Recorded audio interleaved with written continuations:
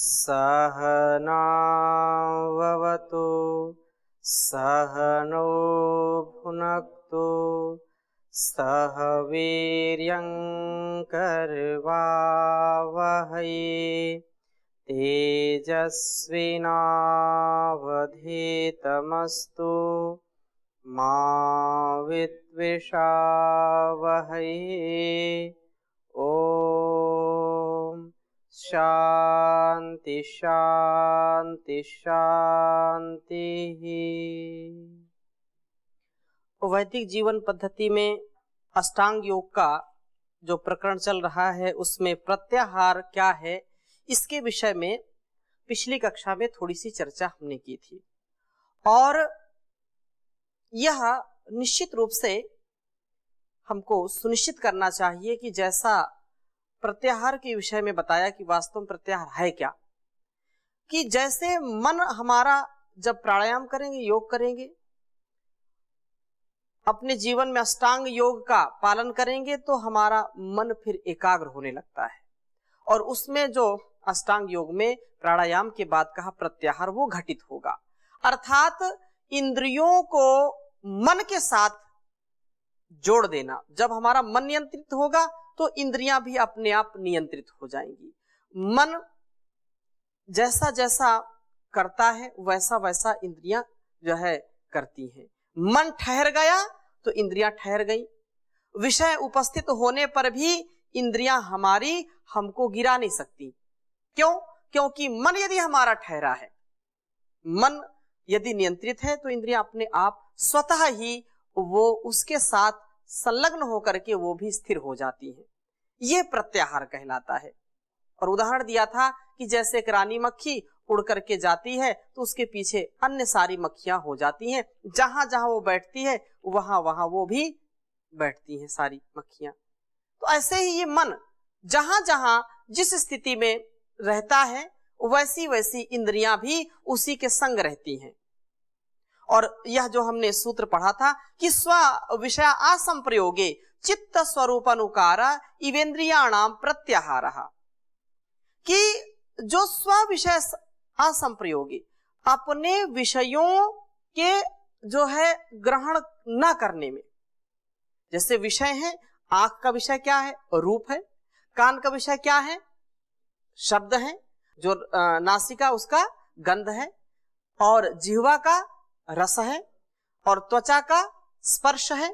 इनका असंप्रयोग, उनको जो है ना अपनी ओर आकृष्ट, ये इंद्रियों की ओर जो है ये होते हुए भी इंद्रियां उनसे आकृष्ट नहीं होती, अर्थात उनके प्रति इंद्रियों का कोई लगाव नहीं रहता। कब नहीं रहता है?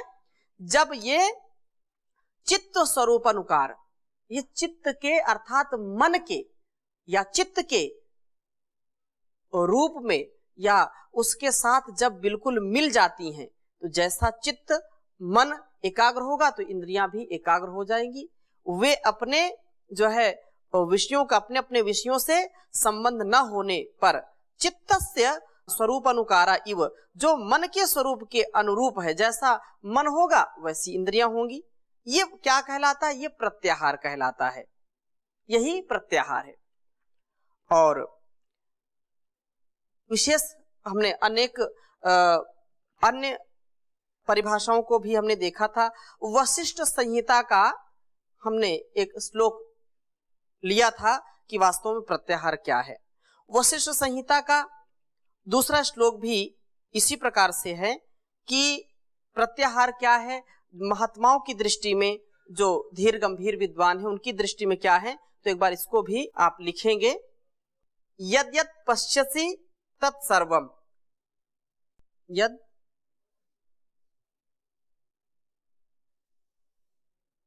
पश्यसि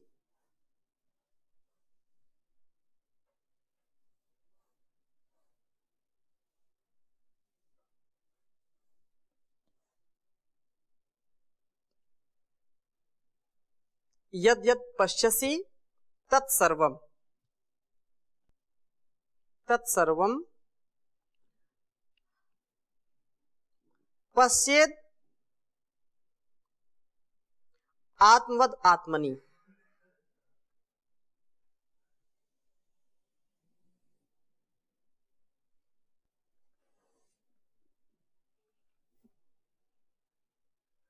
प्रत्याहारः सच्चा प्रोक्तो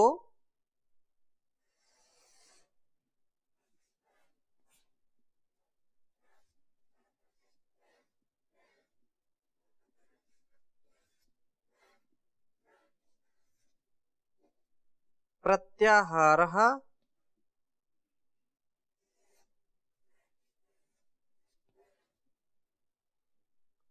सच प्रोक्तो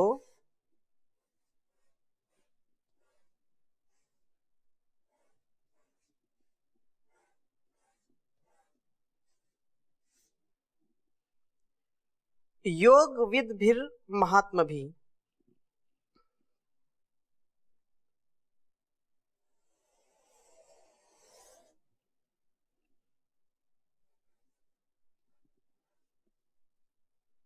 प्रत्याहार क्या है? तो जो योगी हैं, जो महात्मा हैं, उनके विषय में ये बात कही है कि उनकी दृष्टि में प्रत्याहार क्या है। योगविद, जो योगविद हैं, योगविद भी, योगविद्भिर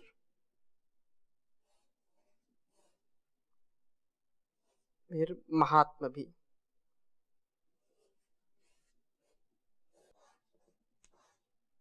महात्मा भी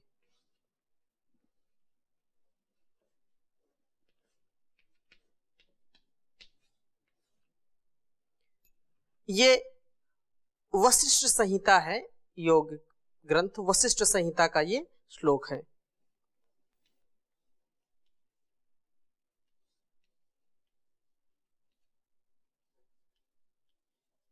वशिष्ठ संहिता उच्चारण करेंगे। यद यद पश्यसि तत्सर्वं पश्येत् आत्मनि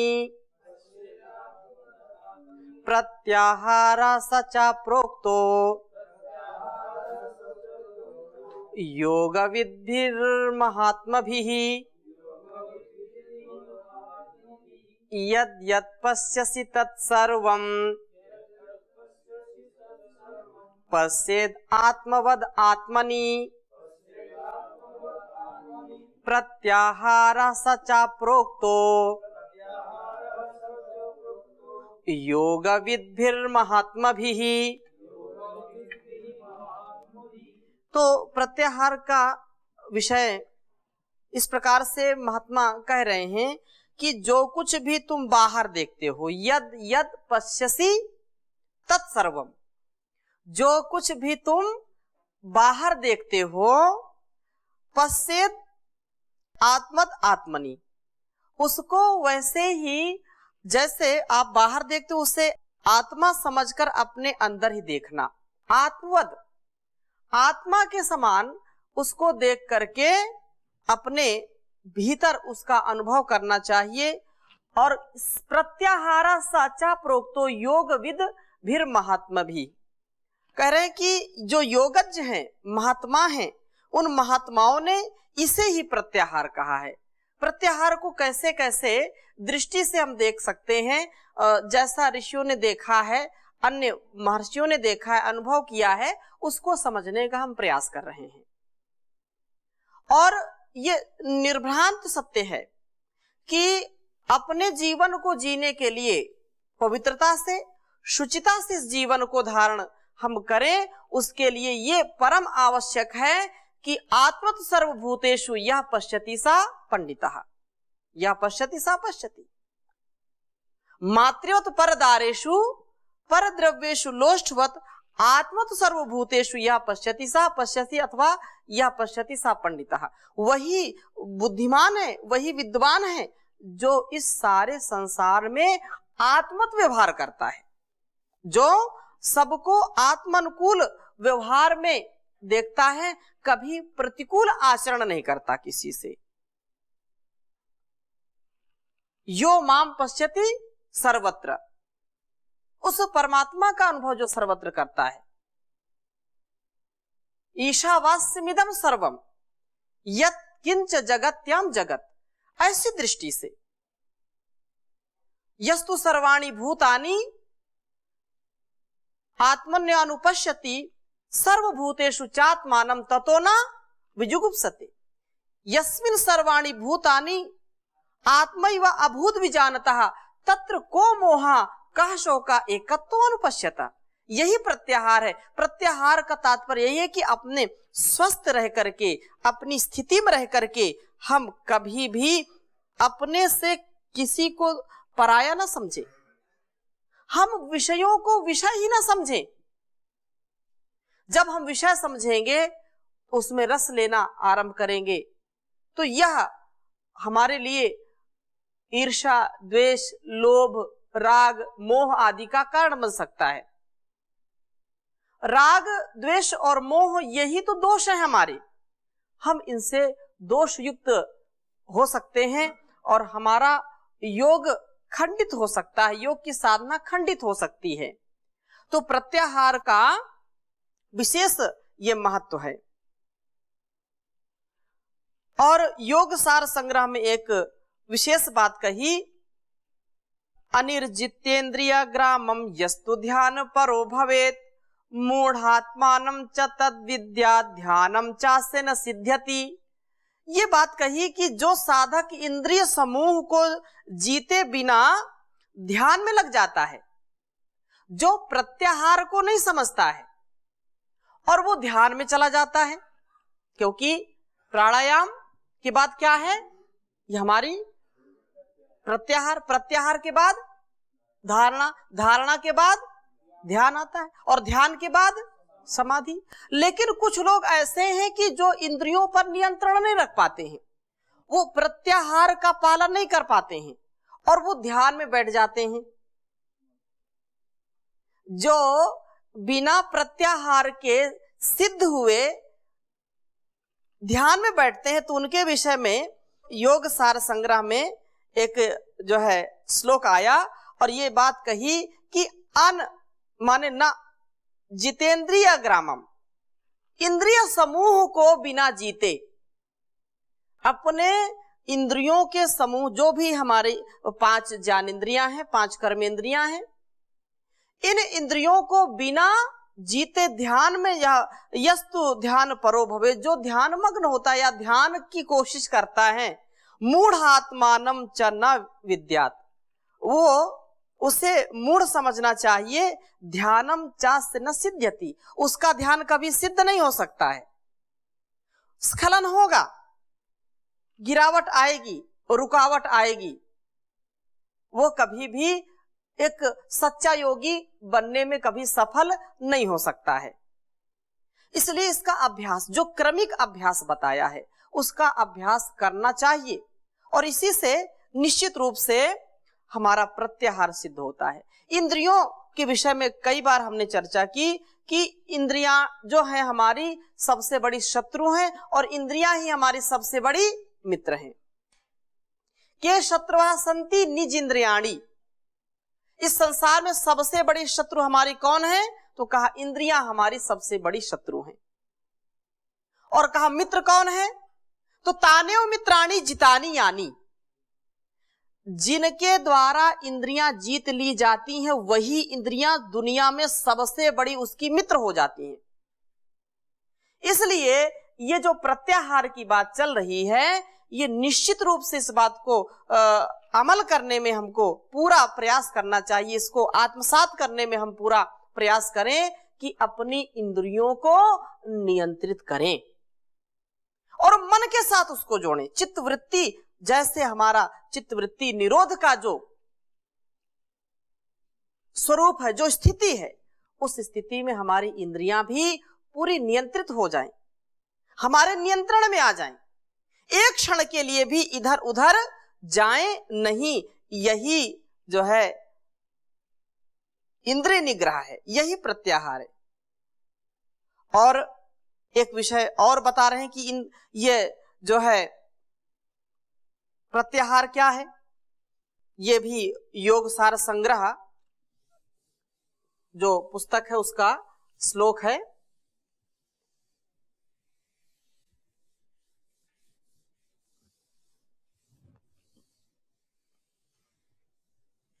और यहां पर ये कह रहे हैं कि विषयेषु प्रसक्तानि, लिख लीजिए।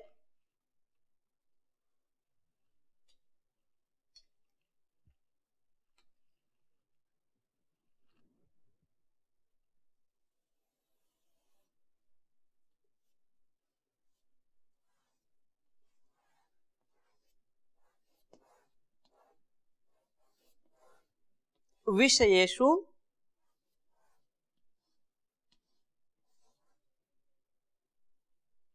प्रसक्तानि,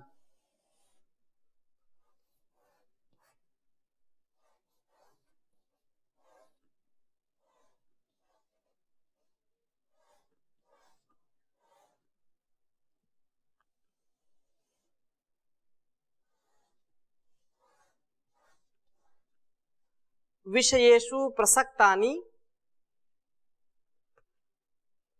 इंद्रियाणि मुनीश्वरः।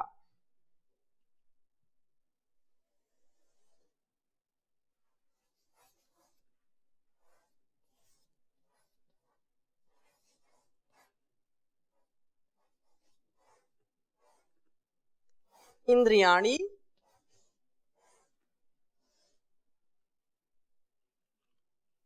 मुनीश्वराः।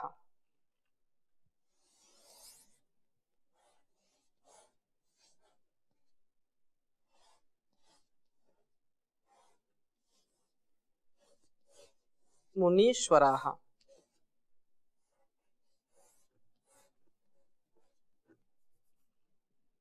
आगे कहा समाहृत्य निगृह्णान्ति,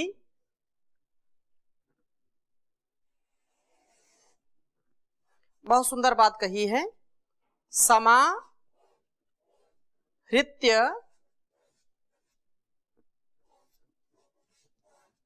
समाहृत्य निगृह्णाति,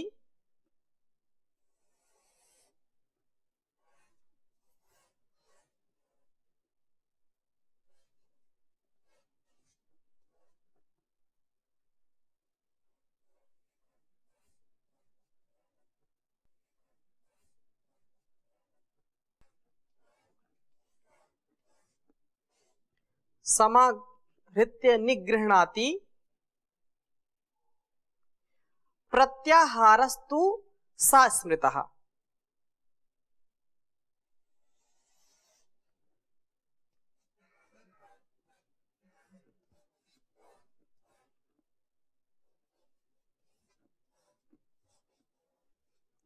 प्रत्याहारस्तु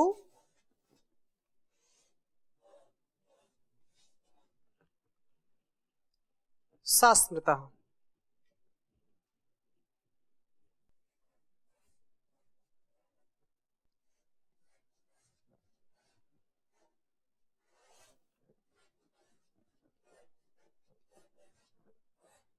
प्रत्याहार किसे कहना चाहिए?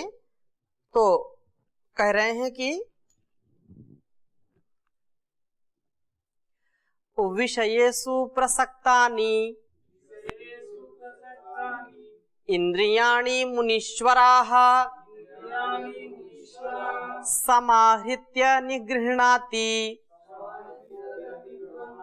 प्रत्याहारस्तु सा स्मृतः। विषयेषु प्रसक्तानि इंद्रियाणि मुनीश्वराः समाहृत्य निगृह्णाति प्रत्याहारस्तु सा स्मृतः। ये योग सार संग्रह पुस्तक से लिया है। तो यहाँ पर कहा है कि जब साधक विषयों में आसक्त इंद्रियों को समेट करके वश में कर लेता है, विषयेषु विषयों में प्रसक्तानि इंद्रियाणि, जो इंद्रियां हमारी विषयों में प्रसिक्त होती हैं अर्थात उनमें लगी होती हैं, उनके जब जब विषय उपस्थित होते हैं तो उन्हीं के लिए आकृष्ट हो जाती है, उनको जो है प्राप्त करना चाहती हैं, आंखों से दृश्य को देखना चाहती, रूप में जो है अपने आप को प्रसक्त कर लेती हैं, उसमें अपने आप को समाहित करने का प्रयास करती हैं या उसको प्राप्त करने का प्रयास करती हैं, और उन प्रसक्त हुई इंद्रियों को, वो इंद्रियां जो विषयों में प्रसक्त हुई हैं, जब साधक उन आसक्ति इंद्रियों को समेट लेता है, इंद्रियाणी मुनीश्वरा विशेष, जो विषयों में जो प्रसक्त हैं, जो विषयों में आसक्त इंद्रियां हैं, मुनीश्वरा जो मुनि ईश्वर समाहृत्य निगृह्णाति, उनको समाहृत्य, उनको समेटता है, उनको समेट करके अपने जो है वश में कर लेता है। समाहृत्य निगृह्णाति, वो ग्रहण कर लेता है, उन इंद्रियों को नियंत्रित कर लेता है, काबू में कर लेता है। तो हे मुनि, ये जानो कि यह प्रक्रिया, यह जो कार्य है, वही क्या कहलाता है? प्रत्याहार कहलाता है। यही प्रक्रिया निग्रहण प्रत्याहारस्तु सा स्मृतः, यही प्रत्याहार है कि अपनी इंद्रियों को हम जो है निश्चित रूप से नियंत्रण में रखें। जब हम नियंत्रण में रखेंगे तो निश्चित यह है कि हमारा सारा कार्य सिद्ध होगा, हमारा जो मनोरथ है वो सफल होगा। और यदि हम अपने इंद्रियों को नियंत्रित नहीं कर सकते हैं तो कभी भी योगी नहीं बन सकते, योग सिद्ध नहीं हो सकता है। इसलिए प्रत्याहार का जो पालन है, प्रत्याहार का जो नियम है, उसको हमेशा हमको ध्यान रखना चाहिए। और आगे कहा कि यथा तृतीय काले तु रवि प्रत्याहारे प्रभाम तृतीयांगा स्थितो योगी विकारम मानसम हरेत, कि जब दिन के तृतीय प्रहर में सूर्य अपनी प्रभा का संकोच कर लेता है, एक तो प्रभात हुआ और फिर मध्याह्न हुआ, फिर तीसरा जो पहर है उसमें धीरे धीरे उसकी जो सूर्य की विशेष किरणें ज्यादा हमारे इस पृथ्वी पर या हमको थोड़ा सा जो कष्ट देती हैं, ज्यादा धूप लगती है, तो फिर धीरे धीरे क्या होता है, सूर्य अपना तीसरे प्रहर में क्या करता है, उसका संकोच करने लगता है, अर्थात अपने जो किरणें उनको समेटने लगता है। वैसे ही यहाँ कहा कि जैसे सूर्य अपनी प्रभा का संकोच कर लेता है, उसी प्रकार से हठ योग के तृतीय जो अंग प्रत्याहार में स्थित योगी अपने मन के विकारों का नाश कर देता है। अपने मन का जब विकार हम नष्ट करेंगे, मन को जब निर्मल करेंगे, मन को जब शुचिता से, पवित्रता से, सहजता से, सकारात्मकता के साथ जब हम इसको आत्मसात करेंगे, तो निसंदेह है ये हमारा जो वैभव है योगी हो जाएगा, हमारा ये अस्तित्व योगमय हो जाएगा, पवित्रतम हो जाएंगे हम, इंद्रियां अपने आप निर्मलता को प्राप्त हो जाएंगी। और जब तक ये मन पाप युक्त रहेगा तो इंद्रियां भी उसका अनुकरण करेंगी, क्योंकि जैसा कारण होगा वैसा ही कार्य होगा। कारण और कार्य के बिना कार्य चल नहीं सकता है। तो कारण हमारा मन है, मन यदि पवित्र है, मन यदि स्थिर है, मन यदि एकाग्र है, तो हमारी इंद्रियां भी एकाग्र रहेंगी, हमारी इंद्रियां भी नियंत्रण में रहेंगी। और यदि इसमें हम सफल हो गए तो फिर आगे की जो बात कही है वो अपने आप सिद्ध हो जाएगी। धारणा, ध्यान, समाधि वो अपने आप सिद्ध होंगी।